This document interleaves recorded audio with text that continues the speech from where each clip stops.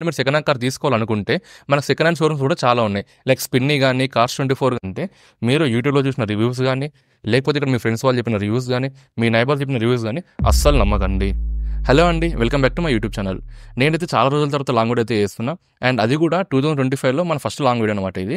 So ఈ వీడియోలో ఏంటంటే మన కార్ లవర్స్ కోసం చాలా ఉపయోగపడే వీడియో ఇది. చాలా మందికి కార్ కొనుక్కోవాలని ఆశ అయితే ఉంటుంది. కాకపోతే ఏంటంటే వాళ్ళు చాలా కన్‌ఫ్యూజన్ అయితే పడిపోతారు. ఎందుకంటే అసలు మన బడ్జెట్ ఏంది? మనం ఏ కార్ కొనుక్కోవాలనుకుంటున్నాము? ఇలా అసలు ఎక్కడి నుంచి స్టార్ట్ చేయాలి ప్రాసెస్ అనేది చాలా మందికి తెలీదనమాట. తెలియక వాళ్ళు అనుకున్న కార్ ఒకటి, తీసుకున్న కార్ ఒకటి, తీసుకున్నాక బాధపడ్డ సందర్భాలు కూడా చాలా మందికైతే ఉంటాయి. సో మరి ఈ వీడియోలో ఏంటంటే మీకు ఎండ్ టు ఎండ్ అనమాట. కార్ కొనుక్కునే వాళ్ళకు ఈ వీడియో చూస్తే మీకు డీటెయిల్‌గా రూట్ మ్యాప్ అయితే తెలిసిపోతుంది. అంటే కార్ వెతికే ప్రాసెస్ ఎలా స్టార్ట్ చేసి ఎలా ఏం చేయాలో మీకు నేను డీటెయిల్‌గా చెప్తా. సో మీరైతే ఈ వీడియోని ఎండ్ వరకు చూడండి. అండ్ ఈ వీడియోకి అయితే మీరు లైక్ అయితే చేయండి. అలానే మన ఛానల్ అయితే సబ్స్క్రైబ్ అయితే చేసుకోండి. సో మరి మన ప్రాసెస్ అయితే మొదలు పెడదాం. సో మరి మీరు కార్ కొనుక్కోవాలనే ఆలోచన మీ మైండ్‌లోకి వచ్చిన వెంటనే మీరు ఫిక్స్ అవ్వాల్సిన విషయం ఒకటైతే ఉంది. అదేంటంటే బడ్జెట్. అవునండి. అసలు మనం కార్ కొనుక్కోవాలంటే మనకు ఉండాల్సింది బడ్జెట్. సో మరి మన బడ్జెట్ అయితే మన మైండ్‌లో గట్టిగా అయితే ఫిక్స్ అవ్వాలి. అంటే 7,00,000, 8,00,000, 9,00,000, 15,00,000, 20,00,000 ఇలా మనం బడ్జెట్ అయితే ఫిక్స్ అవ్వాలి. సో జనరల్‌గా ఎలా ఉంటుందంటే ఇంటికాడ మనం ఒక బడ్జెట్ అయితే అనుకుంటాం. అంటే సరేరా 7,00,000 మన దగ్గర కార్ తీసుకుందామని అనుకుంటాం. కానీ షోరూమ్‌కి పోయినాక ఆ 7,00,000 కాస్త 8,00,000, 9,00,000 అవుతుంటాయి. సో మరి అలా చేసుకోకుండా మీరు ఇంటికాడ మీరు బడ్జెట్ అయితే గట్టిగా ఫిక్స్ అవ్వండి. అంటే 8,00,000 అంటే 8,00,000, 9,00,000, 9,00,000 ఇలా మీరు బడ్జెట్ అయితే గట్టిగా ఫిక్స్ అవ్వండి. సో మరి మీరు బడ్జెట్ అయితే 100% ఇంటికాడ ఫిక్స్ అవ్వండి. ఓకేనా? ఇది బడ్జెట్ విషయం బాగొచ్చింది. సో మరి ఎగ్జాంపుల్ మన దగ్గర 8,00,000 ఉన్నాయి. సరే 8,00,000 పక్కకు పెడదాం. ఇప్పుడు మన దగ్గర అమౌంట్ ఉన్నాయి. నెక్స్ట్ మనము కొత్త కార్ కొనుక్కోవాలా? పాత కార్ కొనుక్కోవాలా? ఈ కన్‌ఫ్యూజన్ అయితే ప్రతి ఒక్కరికి వచ్చి ఉంటది. మాకు కూడా వచ్చింది. అంటే కొత్త కార్ తీసుకుంటే బెటరా? పాత కార్ తీసుకుంటే బెటరా అని. సో మీకు ఒక చిన్న ఎగ్జాంపుల్ చెప్తా చూడండి. కొత్త కార్ తీసుకున్నారనుకోండి మీరు. సరే 8,00,000 పెట్టి మీరు కొత్త కార్ తీసుకున్నారు. కొత్త కార్ తీసుకుంటే మీకు ఎలా ఉంటుందంటే మీరు ఎంత లాంగ్ ట్రిప్ పోయినా 1000 కిలోమీటర్స్ పోయినా, 2000 కిలోమీటర్స్ పోయినా కూడా మనకి ఎలాంటి తలకాయ నొప్పి అయితే ఉండదు. ఎందుకంటే కొత్త కార్ ఇది. అండ్ ఆల్సో ఇంకోటి ఏంటంటే మీకు మెయింటెనెన్స్ ఉండదనమాట.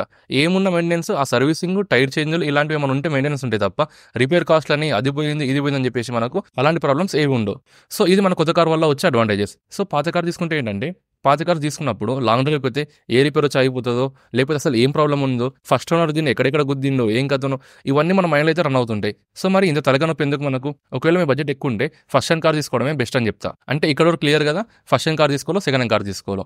ఒకవేళ మీకు బడ్జెట్ తక్కువ ఉంటే మీరు సెకండ్ హ్యాండ్ కార్ తీసుకోవాలనుకుంటే మనకు సెకండ్ హ్యాండ్ షోరూమ్స్ కూడా చాలా ఉన్నాయి. లైక్ స్పిన్నీ గానీ, కార్స్24 గానీ, ట్రూ వాల్యూ గానీ ఇలా మనకు సెకండ్ హ్యాండ్ షోరూమ్స్ కూడా చాలా ఉన్నాయి. లేకపోతే మీ ఫ్రెండ్స్ గానీ, మీ ఫ్యామిలీలో మెంబర్స్ గానీ, మీ రిలేటివ్స్ గానీ ఇలా ఎవరైనా కార్ అమ్ముతుంటే వాళ్ళతో నుంచి తీసుకున్నా కూడా మీకు కొంచెం బెనిఫిట్ అని చెప్పుకోవచ్చు.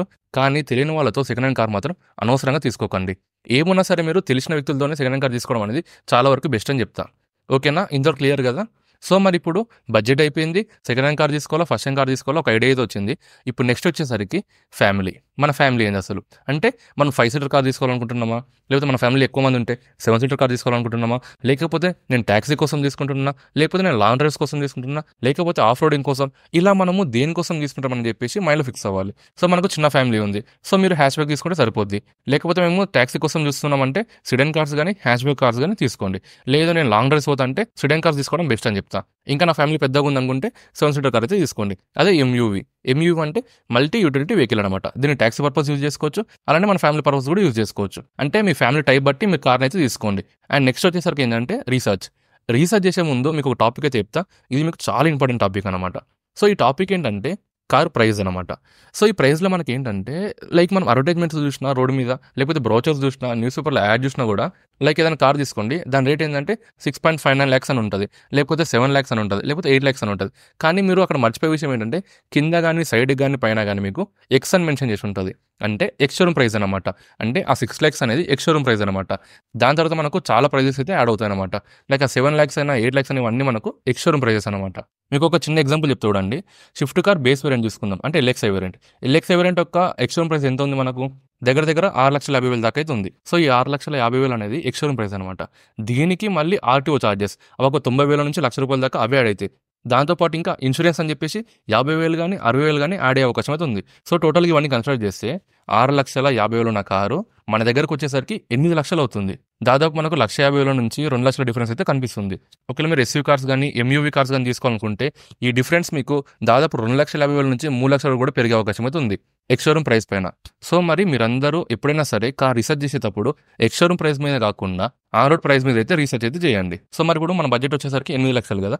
సో మరి 8,00,000కు ఏ కార్స్ వస్తున్నాయి మార్కెట్‌లో అని చెప్పేసి మీరు యూట్యూబ్‌లో కొట్టండి, లేకపోతే గూగుల్‌లో కొట్టండి, లేకపోతే మీకు తెలిసిన వాళ్ళని కూడా అడగండి. ఓకేనా? సో, మరి వాళ్ళు కొన్ని కార్స్ అయితే చెప్తారు. మీరు కూడా యూట్యూబ్‌లో కొన్ని కార్స్ అయితే చూస్తారు. గూగుల్‌లో కొన్ని కార్స్ అయితే చూస్తారు. అవన్నీ మీరు షార్ట్ లిస్ట్ చేసుకోండి. అంటే లైక్ సపోజ్ బెలినో గాని, స్విఫ్ట్ గాని, పంచ్ గాని, ఐ20, ఐ10 ఇలా చాలా కార్స్ అయితే ఉంటాయి. ఇవన్నీ మీరు షార్ట్ లిస్ట్ చేసుకోండి. ఇవన్నీ షార్ట్ లిస్ట్ చేసుకున్నాక మీకు ఏ కంపెనీ అయితే నచ్చుతుందో, అంటే హ్యుండై కంపెనీ నచ్చుతుందా, టాటా కంపెనీ నచ్చుతుందా, సుజుకి కంపెనీ నచ్చుతుందా, ఇలా మీరు షార్ట్ లిస్ట్ చేసుకోండి. ఫైనల్‌గా 5 కార్స్ అయితే షార్ట్ లిస్ట్ చేయండి. సో, మరి అలా షార్ట్ లిస్ట్ చేసినాక మీరేం చేస్తారు? యూట్యూబ్‌లోకెళ్ళి సెర్చ్ చేస్తారు. ఏమని? అంటే స్విఫ్ట్ కార్ ఒక రివ్యూ ఇవ్వమని, లేకపోతే బెలూన్ కార్ ఒక రివ్యూ ఇవ్వండి. లేకపోతే మీ ఫ్రెండ్స్‌ని గాని, మీ నైబర్స్ గాని, "అరే! ఈ కార్ ఎలా ఉంటుందిరా? బావుంటుందా?"